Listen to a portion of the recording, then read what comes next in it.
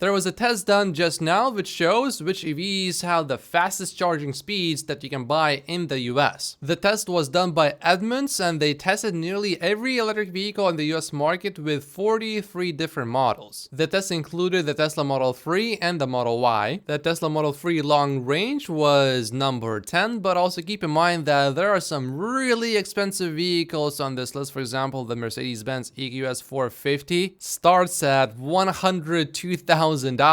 But Hyundai and Kia have some good charging speeds. While charging speed is not the most important thing, I think it is significant. And I personally would like my Tesla to charge a little bit faster than I supercharge it. The winner in this test starts at $50,000. Each vehicle in the test was charged from 10% to 80%, it seems to me. However, look at this. This is the vehicle that placed in the second place, and the manufacturer estimated peak charging power is 240, but the tested peak charging power was 236.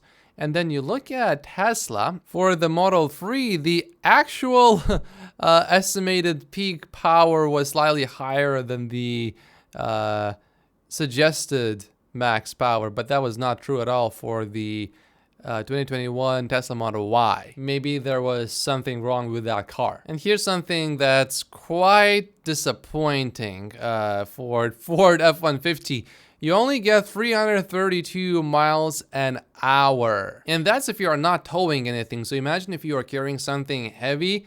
Yeah, you're gonna get even less range. I think a pickup truck should be closer to the top if you actually want that truck to be really useful. One more quick thing I want to add to yesterday's story about GM snatching up Tesla's supplier that helped Tesla with gigacastings.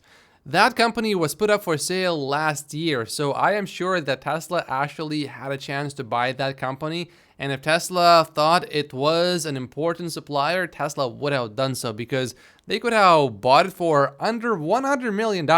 A Tesla board member owns and runs Redwood Materials, and Redwood Materials has signed a long-term contract to supply Toyota with recycled materials for the Japanese automaker's $13.9 billion North Carolina electric vehicle battery plant.